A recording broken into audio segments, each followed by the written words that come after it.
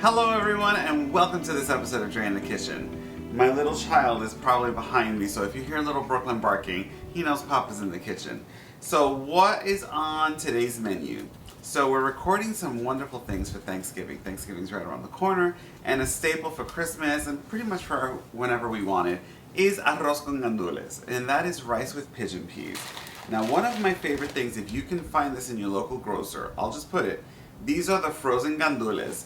For some reason, when I use the frozen ones, for anyone who's made pasteles, it gives it just this flavor like it's pasteles. Of course, if you can't find these and you find the can of Gandules, that is also an option, that's fine. I have all of our ingredients here on the side. We're ready to go. And this is controversial. I'll tell you right now, it is definitely controversial. Oh, little boy is laying there. So I make mine in a non-stick sauce pot. Now, if you have your traditional caldero, which are the aluminum calderos, by all means, go for it. I stopped using those aluminum calderos probably almost 10 years ago.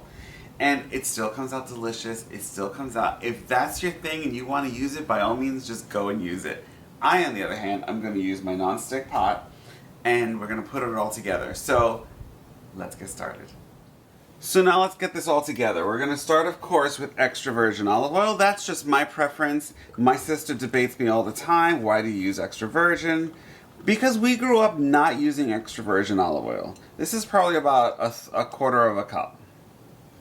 Put that in. Oh, when you put extra virgin olive oil in a pot and it heats up, it smells so good. So this is my homemade sofrito.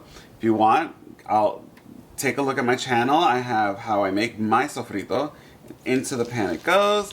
This is going to be delicious. I'm putting 2 massive spoons worth on there. Then to this, we're just going to stir it around quickly, and it's going to combine itself with that olive oil. I wish you guys could smell this. It's so good. So while that does its magic, let's start building all the flavors. So I have Spanish olives. This is just the brand I happen to have because I cook a lot, and when I make mine, I use lots and lots of olives. This is optional. If you don't like olives, don't put it in. In this household, we adore it. Then, of course, next thing that we're going to do is put in some capers. This is Ivan's favorite. Every time I turn around, he has a spoon and he's eating them right out of the jar. So put that in. Of course, adjust this to your likings. This is just how we like it in our household. This is my peppercorn melange, just a peppercorn blend. I go through a lot when I cook. I cook almost every day when I'm home, so I'm going to put about a teaspoon's worth. Maybe a little less. About a teaspoon or so. Dominican oregano is my go-to when it comes to making this food. So we're going to add in about a teaspoon's worth as well, because we have this oregano in the adobo. So that's 2 teaspoons, by the way. We have it in the adobo and we have it in the sazon. So this is my homemade sazon. It's got achote. It's achote powder. It has smoked paprika. It's got coriander. It's got some gorgeousness. So this is a total of probably 1 tablespoon's worth.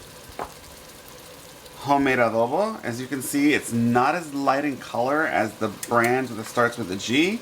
I've been making my own for probably about, I don't know, almost 10 years.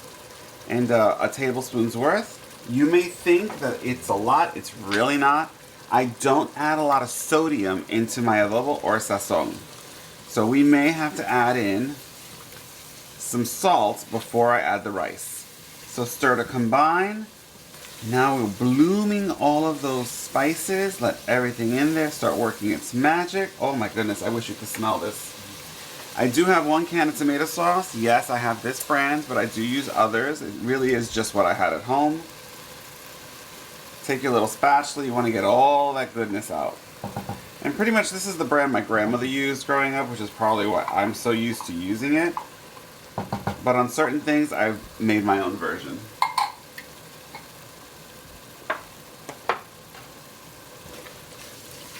There we go. Stir to combine. Now if anybody else can relate to this, I'm channeling my grandmother, because if it does not have enough color, if it is not the right shade of orange, she used to tell me it's muy hincho, which means it's just pale in her eyes. So I purposefully always add more because that's just how grandma taught me. So the gandules frozen, we're just gonna add half the bag in. Oh, there we go. Stir to combine.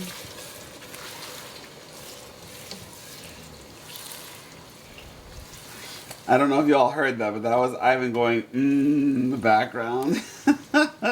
So I did keep this very traditional. In terms of normally I usually add chorizo, you can add ham, you can add a combination of different things. I said, you know what, just for the basics, for some of you who are just learning how to make this, I said, let me just show you the simple way, and then you can figure it out. So I'm gonna go ahead and taste the spice blend. I think it's perfect. We're gonna add a pinch of salt. Like I said, my sazon, because it is homemade, does not taste like a large amount of sodium. And my adobo is the same thing. It's very low on the sodium. So we're gonna let this continue. Oh wow, that's really good. Now we're gonna add the rice. Okay, so now we're stirring. It's starting to bubble. So before she starts attacking me, let's add in 3 cups of rice. Now I have a measuring spoon, and I'm actually using medium grain rice, which is controversial to my sister again, because we grew up with long grain rice. I just think the medium grain rice, it's kind of better for me. And don't come after me. I did not wash my rice. We're all gonna live. It'll be just fine. I did add a lot of, it adds this beautiful starch. It's gonna be good. Just trust the process. Mix it all together.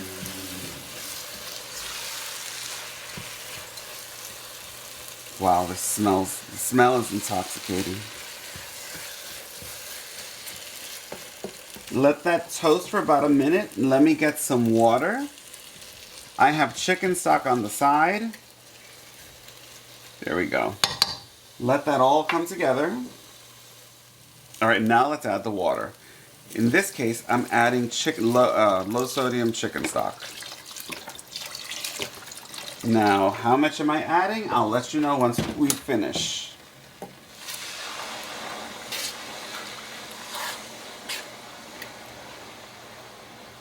I think it needs just a little more water, or my stock.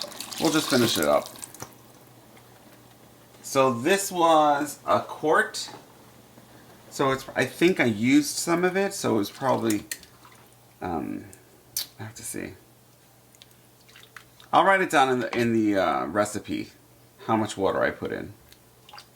Now we're gonna let this come to the boil, and that's all the liquid you're gonna need. So if you take a look here, I grew up saying if you have 2 fingers worth above your rice, that's all you need. However, because this is medium grain rice, it's almost like 1.5 of your fingers. And as you can see from here, that's all we're gonna need. We don't need to add anything else. So let this come to a boil. Trust the process. Now I'm stirring it now, and I'll stir it right till the very end. But once we cover it, we'll be done. I'm gonna go ahead and taste it and adjust seasonings as needed. So you wait a couple of minutes. It's still on medium-high heat. You want it to absorb as much liquid as possible. I'm gonna stir it one more time. As you can see, there's not a lot of liquid, but there's enough in here to cook your rice. Now the goal when you make rice is not to have it what we call amogollado, which is very mushy rice. At least I hope it comes out this way. Sometimes it's perfect, sometimes it's not. We're still gonna eat it. So now we're gonna reduce this. There's no more liquid. We're gonna reduce this down to low. On my stove, it's a number 3. So low, almost slightly medium low. I'm gonna cover it. We're gonna let this go for about 40 minutes. and it's gonna work its magic. Now, sometimes in the aluminum pots, people underneath the lid will put aluminum foil to keep the steam inside. So in 40-45 minutes, I'll see you right back here. We've come to the end of making our rice. It's been on here for about 44 minutes. 45 minutes, I set the timer. So just look at that. I did stir it moments ago. Look at how delicious. OMG. I wish you could smell it. There's that. So take a look. This is Ivan's favorite part, and a lot of people's part, is the burnt bottom.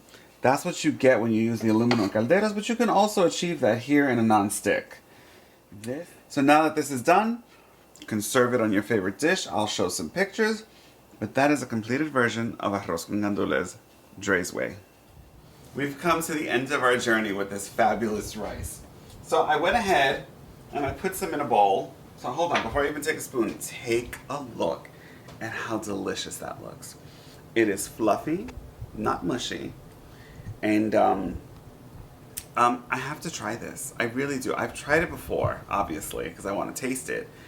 Let's just get a spoon. So these are the fabulous moments that when you're cooking and recording these videos and doing all these things for all of you, my house smells great. My neighbors actually walked by, knocked on the door. What are you making? Because it literally permeates everywhere. So take a perfect bite. Get your gandules, some capers, onions. You know, I didn't put in pimiento morrones. I just thought about that, but you can add your roasted red peppers in here for presentation, a little cilantro. Y'all just go to town.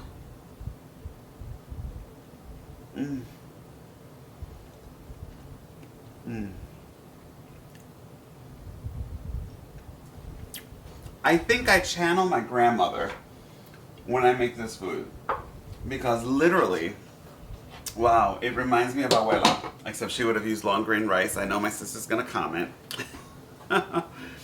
But listen, do this with love, do this with passion, make this at home. Come back here, let me know how it turned out for you.